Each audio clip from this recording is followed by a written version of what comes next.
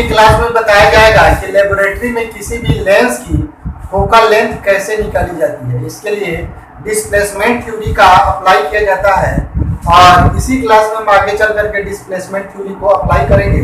सबसे पहले देखते हैं कि ये एक कॉन्वेक्स लेंस है और इसका फोकल लेंथ f है और इसके सामने u डिस्टेंस पर एक ऑब्जेक्ट को रखा गया है जिसका रियल इमेज I पर बनता है। अब ये देखा क्या गया कि इस ऑब्जेक्ट और इस इमेज के बीच का ये जो डिस्टेंस है ये d ले लिया गया है और यहाँ पे जो स्क्रीन है जहाँ पे ये इमेज बन रहा है इस स्क्रीन को हमने फिक्स कर लिया है। तो यदि ये डिस्टेंस d हो और ये डिस्टेंस u हो तो ये वाला डिस्टेंस यानी कि इमेज डिस्टेंस होगा वो d माइनस u हो जाएगा। अब यहाँ पे हम लेंस फॉर्मूला को अप्लाई करेंगे और देखते हैं यहाँ से u इक्वल टू हो जाएगा यहाँ पे माइनस u और v इक्वल टू हो जाएगा d माइनस u और f इक्वल टू हो जाएगा f। तो अब हम लेंस फॉर्मूला को अप्लाई करेंगे। लेंस फॉर्मूला कहता है 1 upon v minus 1 upon u equal to 1 upon f। अब यहाँ पे 1 अपॉन v का वैल्यू हो जाएगा यहाँ पे d minus u minus u का वैल्यू पुट करेंगे तो minus u equal to 1 upon f। फिर आगे इसको जब हम सोल्व करेंगे तो देखते हैं ये d माइनस u और ये u एलसीएम में आ जाएगा। अब d माइनस u से इसमें डिवाइड करेंगे u बच जाएगा, यहाँ पे u हमने लिख दिया, ये माइनस इंटू माइनस प्लस हो गया।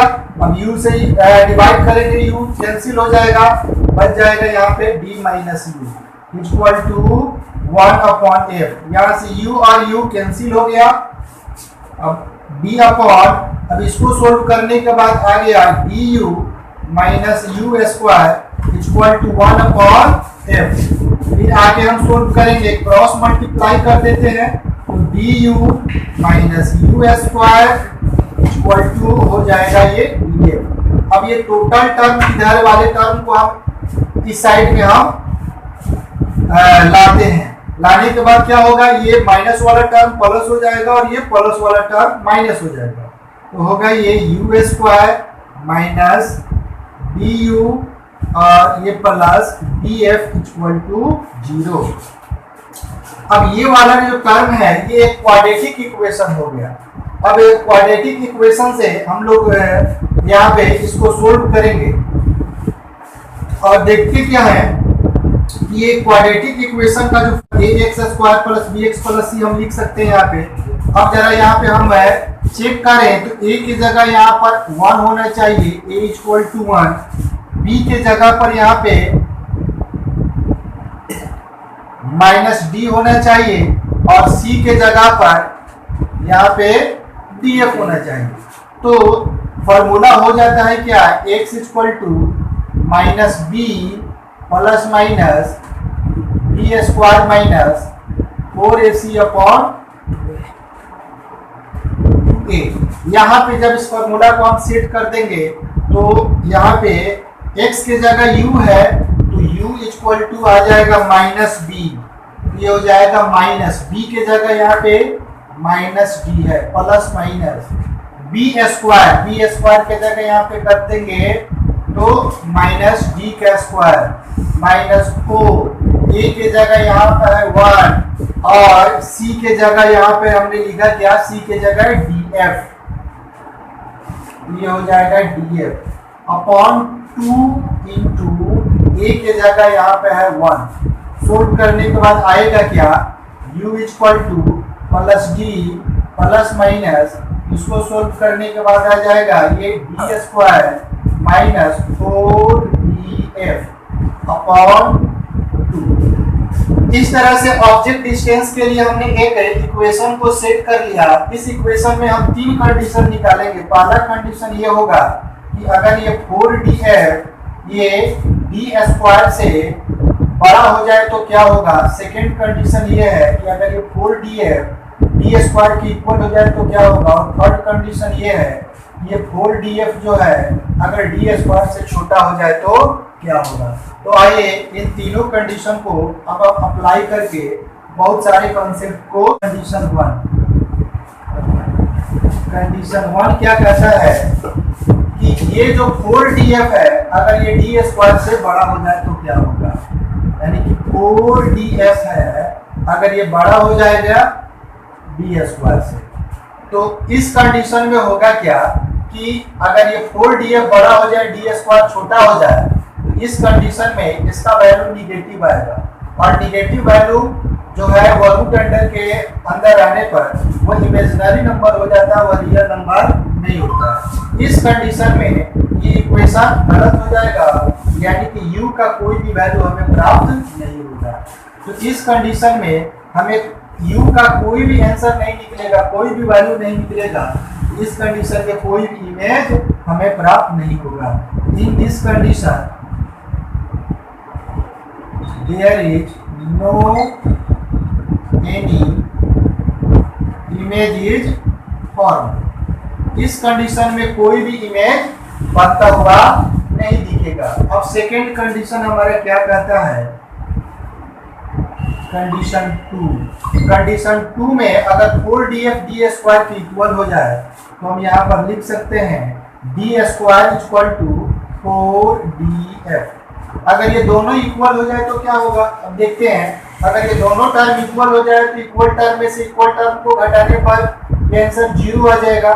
अब जब ये 0 आ जाएगा तो इसको हम लिख सकते हैं क्या, u equal to d upon, यहाँ पे हम 2 लिख सकते हैं।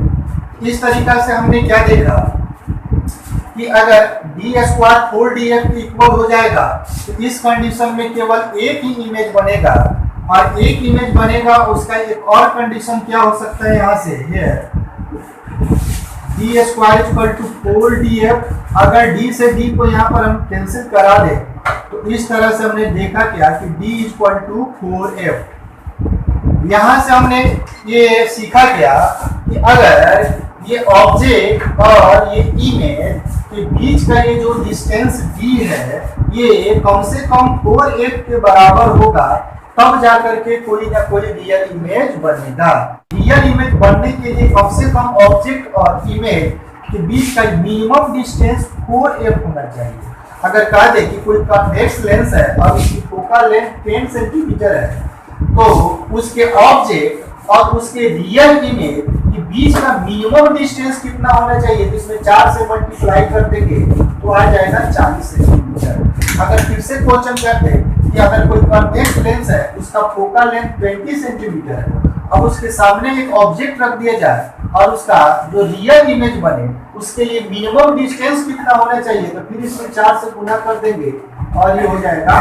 अब ये कंडीशन थर्ड में हम देखते हैं क्या हो रहा है। कंडीशन थर्ड में हम देखेंगे कि ये जो डी स्क्वायर है ये बड़ा हो जाए और 4df छोटा हो जाए, यानी कि डी स्क्वायर अगर बड़ा हो जाए 4df अगर छोटा हो जाए तो यानी कि अगर यहाँ से d और d को कैंसिल कर देंगे इसका मतलब है कि d बड़ा हो जाए 4f से, यानी कि जो मिनिमम डिस्टेंस जो हमने देखा 4f उससे भी बड़ा अगर d का वैल्यू हो जाए तो उस कंडीशन में क्या होगा, उस कंडीशन में इसका एक पॉजिटिव वैल्यू निकलेगा, और पॉजिटिव वैल्यू निकलेगा तो एक समय ये प्लस में होगा और दूसरे समय ये माइनस में होगा, यानी कि यहाँ पे अब हमारा ऑब्जेक्ट डिस्टेंस u का 2 आंसर होगा। इस कंडीशन में ये 2 आंसर होगा, एक हो जाएगा u1 इक्वल टू d और ये हो जाएगा plus d square minus 4df upon 2, और दूसरा हो जाएगा u2 equal to d minus d square minus 4df upon. तो इस कंडीशन में हमने देखा क्या कि यहाँ पे ऑब्जेक्ट डिस्टेंस जो है ये 2 हमें मिलेगा, एक u1 मिलेगा और एक u2 मिलेगा। अब हम सपोज कर लेते हैं, मान लेते हैं ये u1 minus u2 equal to हो जाए स्मॉल d। मान लेते हैं कि 2 पोजीशन से है ना इमेज एक ही जगह पर बनता है, मतलब कि अगर किसी लेंस के सामने वस्तु को 2 स्थानों पर रख दे लेकिन उसका इमेज जो है एक ही स्थान पर बनेगा। इस थ्योरी का यूज करके हम फोकल लेंथ निकालेंगे और इसको डिस्प्लेसमेंट थ्योरी भी। अब सोल्व करते हैं इसको, तो यहाँ पे वैल्यू हम डालते हैं u1 का, तो ये हो गया d plus root under d d square minus 4df upon 2 minus, अब u2 का वैल्यू डालेंगे तो d minus root under d square minus 4df upon 2। Solve करने के बाद यहाँ पर हमने बताया क्या कि ये d होना चाहिए। अब यहाँ पे बटा का जोड़ कर देंगे तो ये हो जाएगा 2, ये हो जाएगा d plus d square minus 4df minus d, minus minus तो माइनस ये प्लस हो जाएगा root under d square minus 4df। Solve करने के बाद ये आ जाएगा स्मॉल d, ये d और d कैंसिल हो गया। अब ये सिंगल टर्म और ये सिंगल टर्म दोनों जुड़ेगा तो ये डबल टर्म हो जाएगा 2 root under d square minus 4df upon 2 equal to d। अब ये 2 से 2 कैंसिल हो गया। अब इसको हम सोल्व करेंगे तो क्या आएगा, अब यहीं से हम दोनों तरफ स्क्वायर भी कर देते हैं, इसके कारण ये वाला टर्म जो है रूट अंडर वाला टर्म जो है हट जाए, तो ये हो जाएगा d square minus 4df equal to d square. अब हम करते क्या, ये 4df माइनस वाले टर्म को इधर लाए तो प्लस हो जाएगा, ये स्मॉल डी स्क्वायर प्लस है, इधर आ जाएगा तो ये माइनस हो जाएगा। तो ये d square minus small d square equal to 4df हो गया। अब यहां से हम क्या कर सकते हैं, f के वैल्यू को निकाल सकते हैं। तो यहां से f इक्वल टू क्या हो जाएगा, ये स्क्वायर में है capital D square minus small d square upon 4d। तो ये हमें फॉर्मूला निकला, यानी यहां से जो ऑब्जेक्ट डिस्टेंस है या दो हमें प्राप्त मिलेगा, और एक को हमने u1 मान लिया, दूसरे को u2 मान लिया। u1 का वैल्यू इतना होगा और u2 का वैल्यू इतना होगा, तो u1 u2 का वैल्यू हमने निकाल लिया यहाँ से। फिर हमने देखा क्या कि किसी भी लेंस के लिए उसके ऑब्जेक्ट और उसके रियल इमेज के बीच का जो मिनिमम डिस्टेंस है d मिनिमम वो 4f होगा, तो केवल एक इमेज बनेगा, और 4f से अधिक हो जाएगा तो दो इमेज बनेगा। फिर आगे इसी थ्योरी को इलस्ट्रेट करके हमने लेंस का फोकल लेंथ निकाला। फोकल लेंथ के लिए हमने फॉर्मूला निकाला क्या, f equal to d square minus d square upon 4d। यहाँ पे ध्यान देने वाली ये बात है, जो कैपिटल D है ये ऑब्जेक्ट और इमेज के बीच का डिस्टेंस है, और ये स्मॉल d है ये क्या है, तो u1 और u2 वस्तु की जो दो अलग अलग स्थितियां हैं, ये दोनों स्थितियों के बीच की दूरी है स्मॉल d। अब हमने एक और हमने इक्वेशन देखा क्या इस डायग्राम से, v equal to d minus u होता है। तो हमने ये सारे फॉर्मूला को निकालने के बाद अब हम देखेंगे कि दोनों कंडीशन में, यानी जब u1 हो तो प्रतिबिंब दूरी कितना होगा और u2 हो तब प्रतिबिंब दूरी कितना होगा। तो उसके लिए हम फॉर्मूला निकाल देंगे कि v equal to d minus u from v equal to d minus u. अब यहाँ से v1 इक्वल टू क्या हो जाएगा, d माइनस u1, ये d अपने जगह पर, और u1 का जो वैल्यू आया वो ये है। अब इसको पुट कर देंगे, ये minus d plus root under d square minus 4df upon 2। अब इसको सोल्व करने के बाद क्या आ जाएगा, अब इसको सोल्व कर देते हैं तो ये 2d माइनस d माइनस इस प्लस में मल्टीप्लाई करेंगे तो माइनस हो जाएगा ये। अब ये हो जाएगा d square minus 4df upon 2। अब दो को d में से एक को d जाएगा, एक को d बच जाएगा। तो यहाँ से हमने देखा क्या कि v1 इक्वल टू ये d minus root under d square minus 4df upon 2 हो जाएगा। अब ये जो देखते हैं वैल्यू, ये जो वैल्यू है ये u2 के बराबर है, इक्वल टू ये क्या हो गया u2। इस तरह से हमने देखा क्या कि ये v1 जो है ये u2 के इक्वल हो गया। अब सिमिलरली इसी तरह से हम सोल्व करेंगे तो पाएंगे क्या, ये जो v2 है ये u1 के बराबर हो गया। जैसे हमने इसको सोल्व किया है वैसे ये वाले टर्म को भी हम सोल्व करके ला सकते हैं। तो हमने देखा क्या कि V1 जो है U2 के बराबर हो गया और V2 जो है U1 के बराबर हो गया। इसका मतलब यह है इस कंडीशन में, यानी कि अगर दो अलग अलग स्थितियों पर रखकर अगर एक ही स्थान पर इमेज बनाए, अगर एक ही स्क्रीन पर अगर इमेज बनता हो, तो उस कंडीशन में ये पहले वाले की जो इमेज डिस्टेंस है वो दूसरे वाले के ऑब्जेक्ट डिस्टेंस के इक्वल हो जाएगा और दूसरे वाले की जो इमेज डिस्टेंस है वो पहले वाले के ऑब्जेक्ट डिस्टेंस का आंसर हो जाएगा। यानी कि अगर दो अलग अलग कंडीशन पर रखकर अगर सेम स्क्रीन पर सेम जगह पर अगर इमेज बनाया जाता है तो वहाँ पे ऑब्जेक्ट डिस्टेंस और इमेज डिस्टेंस एक दूसरे से इंटरचेंज कर जाते हैं, एक दूसरे से अदला बदली कर जाते हैं। इस कॉन्सेप्ट को हमेशा याद रखना है। तो हम मान क्या लेते हैं कि जो ऑब्जेक्ट है उसकी हाइट h है, पहले कंडीशन में जो इमेज बनता है h1 बनता है और दूसरे कंडीशन में जो इमेज बनता है वो h2 बनता है। तो इस कंडीशन में m1 इक्वल टू क्या हो जाएगा, है ना, ये हाइट ऑफ इमेज तो हो जाएगा h1 upon height of object, ये हो जाएगा h। अब हम देखते हैं कि m का एक और फॉर्मूला होता है और वो फॉर्मूला होता है v अपॉन u। तो यानी कि यहाँ पर हो जाएगा ये v1 अपॉन u1। अब हमने देखा कि ये जो v1 है ये u2 के इक्वल है, तो हम v1 के जगह पर हम क्या लिख सकते हैं, u2 अपॉन इसको क्या है, इसके जगह पर हमने क्या लिख दिया, u1। फिर हम देखते हैं सेकेंड कंडीशन में जो मैग्निफिकेशन आएगा, यानी कि जब u2 डिस्टेंस ऑब्जेक्ट डिस्टेंस, उस कंडीशन में जो मैग्निफिकेशन आएगा इसको हमने लिख दिया m2। तो ये m2 इक्वल टू क्या हो जाएगा, सेकेंड कंडीशन में इमेज की हाइट को हमने h2 ले लिया, ये हो जाएगा h2, ऑब्जेक्ट का हाइट तो वही है h इक्वल टू, अब ये हो जाएगा v2 अपॉन हो जाएगा u2। अब इस कंडीशन में हमने देखा क्या कि v2 इक्वल टू क्या है यहाँ पर u1, तो v2 के जगह हमने लिख दिया u1 अपॉन क्या हो गया ये u2। अब इस तरीका से हम इसको आगे सोल्व करेंगे, m1 into m2 equal to, अब ये हो जाएगा, इसको भी हम जरा सोल्व कर लेते हैं, h1 upon h into h2 upon h।